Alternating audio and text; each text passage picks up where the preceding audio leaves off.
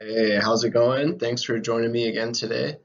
I'm going to be breaking down what seems to be perhaps the core passage for many individuals, 1 Corinthians chapter 7, verses 10 through 11. We're going to dig in a little bit more and see what bearing this passage has on the biblical teaching of divorce and remarriage. Let's go for it. So the passage reads this way. Paul says, "But to the married I give instructions, not I, but the Lord, that the wife should not leave her husband. But if she does leave, she must remain unmarried or else be reconciled to her husband, and that the husband should not divorce his wife." Again, this is another case where those who are in the no remarriage camp say, look, we've got the clear teaching right here. Paul is saying that there should never be a divorce, but even if there is a divorce, the two options are either to remain unmarried or to be reconciled to your spouse. Then they might look further and say, the only reason where a divorce is ever permitted in the New Testament is in the case of sexual immorality. And so that must be what Paul has in mind here too, that even in the case where sexual unfaithfulness has taken place, there's just two options. You can either remain unmarried or you can be reconciled to your spouse. That's the no remarriage view on this scripture.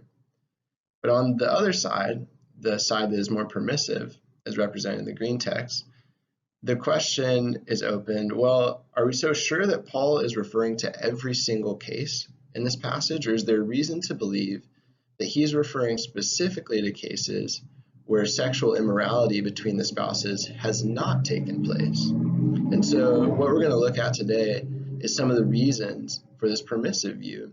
And it seems like as we dig deeper that there are indeed some really strong evidences to point to the idea that Paul is referring only to cases where sexual unfaithfulness has not taken place. One of the first reasons that we see is that when we look at the context of what Paul is talking about here, it seems as though there might be some very significant limiting context, that Paul is setting a framework, as we see this especially in verse 1. He's referring to a specific question.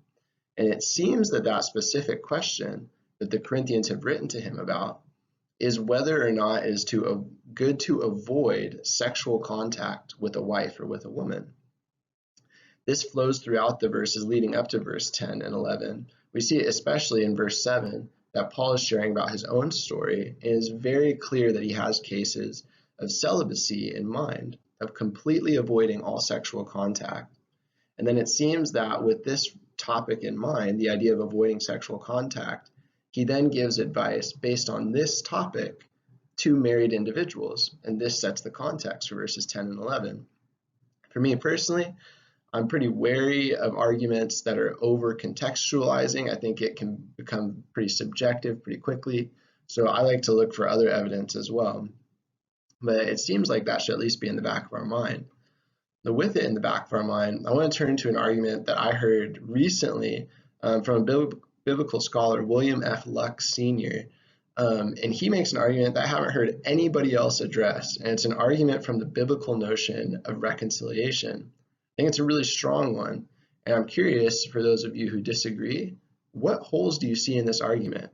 To me, I feel very persuaded by it, and it seems really biblically strong. So let's dig into it together and see what comes up for us. But here's the argument. Dr. Luck says that in all other cases of New Testament reconciliation where one party is reconciled to another party, it is the offending party that is reconciled to the offended party, and it is never the other way around. So that when reconciliation is taking place in the New Testament, it's someone who has committed a wrong or is in the process of committing a wrong, and they are reconciled towards the person that they have wronged or the person that they have offended. See, so we can see it really clearly in Matthew chapter 5, verses 23 through 24. You're welcome to pull it up with me. I'm just going to read it for us, where Jesus says, "Therefore, if you are presenting your offering at the altar, and there remember that your brother has something against you, leave your offering there before the altar and go. first be reconciled to your brother, and then come and present your offering. This causal chain of offense is exactly the way Luck is describing it, right? So the brother has something against me, so I've been an offending party to my brother, and I am to go and be reconciled to my brother. He's not reconciled to me, I'm reconciled to him because I'm the offending party. Then Paul, in many cases, or in multiple cases, they're listed there. I encourage you to dig into them, see if there's a hole in this reasoning somewhere. But Paul, when he talks about the reconciliation between humanity and God, he talks about humanity being reconciled to God. And there again, we see we're the offending party as humans, and we are reconciled to the offended party. It's never said that God is reconciled to us. We are reconciled to God. It's really clear in Romans chapter 5, verse 10, especially, where Paul says, "For if while we were enemies, we were reconciled to God through the death of his Son, much more, having been reconciled, we shall be saved by his life." This is a perfect instance of what Dr. Luck is talking about. There's one case, though, in the New Testament where this doesn't happen, just in transparency, in Acts chapter 7, verse 26. But it seems like in that case, both parties are in the wrong. And it's describing a case where Moses is trying to reconcile them together. And that's how it's phrased. So perhaps that's an outlier, and we might not reasonably expect it to fall into this pattern. But it seems like in all other cases, that it's the offending party being reconciled to the offended party. So if we go back and we think about 1 Corinthians chapter 7, verse 10 through 11, in that case, I'm just going to read through it one more time for us, where it says this. It says, so, I'm so sorry. Here. Hey, thanks for bearing with me. So it says, but to the married, I give instructions, not I, but the Lord, that the wife should not leave her husband. But if she does leave, she must remain unmarried or else be reconciled to her husband.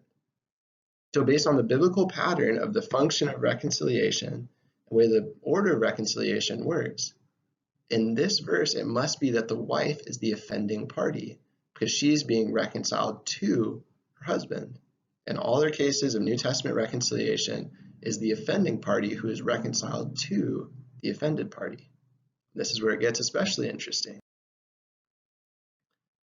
because we can think further that if she were divorcing her husband in chapter 7, verses 10 through 11, because of sexual unfaithfulness, then this would be an act that was permitted by Jesus. And if the act is permitted by Jesus, would she be in the wrong or be the offending party by following what Jesus told her she could do? It seems like a really strange conclusion to draw. We would have to say, no, there's no way she could be the offending party if she's being obedient to Christ, right? So that's really important, because if she has to be, in this case, to fit the biblical pattern of reconciliation, if she has to be the offending party, but if she can't be the offending party if she's divorcing for sexual unfaithfulness, then that means in this context, she must not be divorcing for grounds of sexual unfaithfulness.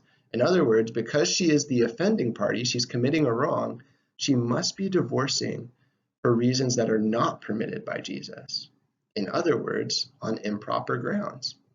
So let's go back and look at 1 Corinthians chapter 7, verse 10 and 11 with this framework and this adjusted interpretation so that we can have more information in these two verses that we look at. When we do that, here's what we find. The verses say this, but to the married I give instructions, not I, but the Lord, that the wife should not leave her husband on improper grounds. But if she does leave, she must remain unmarried, or else be reconciled to her husband, and that the husband should not divorce his wife on improper grounds. In reading this way, we see that Paul is then agreeing with Jesus in Mark chapter 10 and Luke 16 in the videos that we already went through together, right? When we looked at those passages, we saw that based on contextual factors, it's clear that Jesus is really targeting improper forms of divorce in those two passages. And that's what we see Paul doing here as well. This is valuable because it fits with the historical context. The Corinthians, as part of the Greco-Roman world at the time that Paul was writing, they viewed divorce very similarly to how the Hillelites viewed divorce. And the Hillelites are the rabbinic school that Jesus was interacting with in Mark, especially. And especially we see that based off the passage in Matthew 19. But in the Greco-Roman world, divorce could be enacted simply at the will of either one of the spouses. It was just divorce by separation. You expressed your intention to divorce by merely separating, and that was the extent of it, right? It could be done at will. There are very little ramifications. And so this might be done commonly, right? And it seems like it was done much so, especially when we look at comments that we have from philosophers alive at the time talked about this was an extremely common practice. And it's this practice that seems like Paul is being highly critical of. And this idea especially, it fits with contextual concerns too, because as we looked at in the context of what is happening in 1 Corinthians 7, Paul is responding to a question specifically. That's the motive for him making these comments. But we see then that if he's looking at these questions about pursuing the ascetic life, he's saying that with respect to celibacy, that's not good grounds for a divorce, right? And even if you're going to separate from your spouse to be celibate for a time, don't do it indefinitely, right? You either got to remain unmarried, but the goal is to be reconciled to your spouse. It's not proper grounds for a divorce. And this is a totally different notion than the idea of separating or divorcing based on sexual unfaithfulness for the reasons that we've seen prior. And this is also consistent with the Greco-Roman political policy on divorce for adultery and divorce for all other reasons. They were two totally different notions, but that'll be more in a separate video. So we have all these motivating factors. Okay, Paul is agreeing with Mark chapter 10 and Luke 16. That's beneficial if you thought those arguments were persuasive. It fits with historical context. It fits with the immediate context. Then perhaps there's even more motivation for this interpretation based on 1 Corinthians chapter 7, verse 15. I'm going to dig into that in the next video. So please, if you see something in error in this chain of reasoning, I would love to hear about it. Because I just want to pursue the truth, Lord willing. But thanks for your time, and I pray that God blesses you in your study.